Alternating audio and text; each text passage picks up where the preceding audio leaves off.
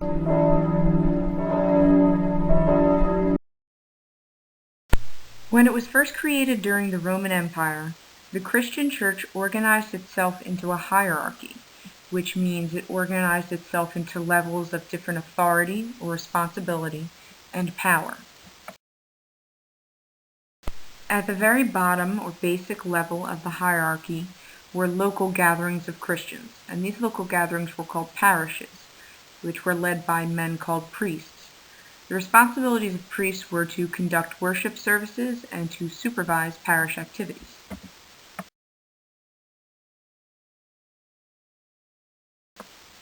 Parishes were then organized together into groups called the diocese, and each diocese was overseen by an official that was called a bishop. The job of the bishop was to interpret Christian beliefs and to control regional church affairs within their diocese, so within multiple parishes. The most powerful bishops were the ones that controlled major cities. The bishops of 5 leading cities, Rome, Constantinople, Alexandria, Antioch, and Jerusalem, were called patriarchs. These bishops met together in councils to make important decisions about official church teachings. The Bishop of Rome claimed authority over all other patriarchs, and he became known as the Pope. The Pope is the head of all churches.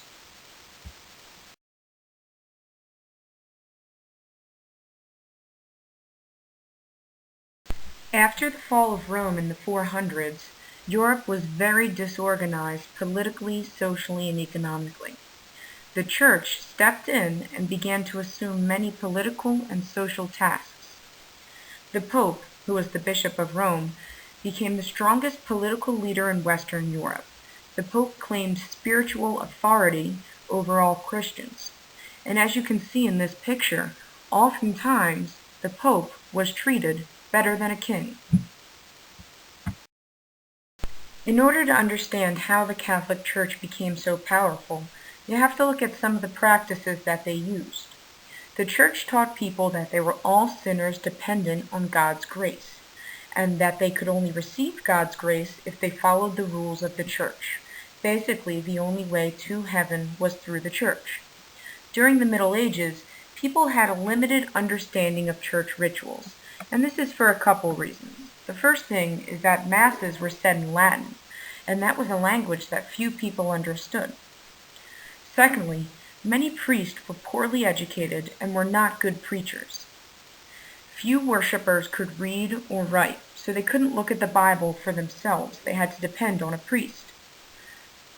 Basically, what the average person learned about the Christian faith came from statues, paintings, and later stained glass windows on medieval churches, because they couldn't understand the priest who was talking in Latin, and they could not read the Bible for themselves.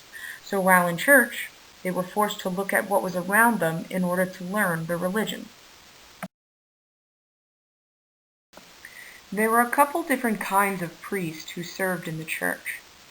The name for a religious official is clergy, and that's a religious official who could conduct religious services. And there's 2 types. The first type is the regular clergy, and this is made up of monks and nuns. And the name regular doesn't mean normal. It comes from the Latin word regula, which means rules. The regular clergy lived apart from society, following strict rules. The other type of clergy is called the secular clergy, and these were popes, bishops, and priests. These were the clergy that lived in the world, interacting with the public.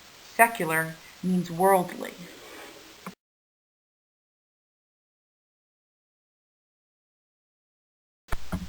After the fall of ancient Rome, the Christian Church basically governed all of Western Europe. The Church had its own laws and courts, and they even had severe penalties for breaking church laws. One crime in the Church was called heresy, and that's a denial of basic church teachings. If you disagree with something that the Church says is true, or a practice that the Church says you have to do, then you could be tried and punished for heresy. One type of punishment that the Church could use was called excommunication. And that is basically being banished from the church. That's expulsion from the church, and not being allowed to take part in Christian society or to receive any sacraments. Another way that the church got power was through collecting taxes from people. This helped keep the church wealthy.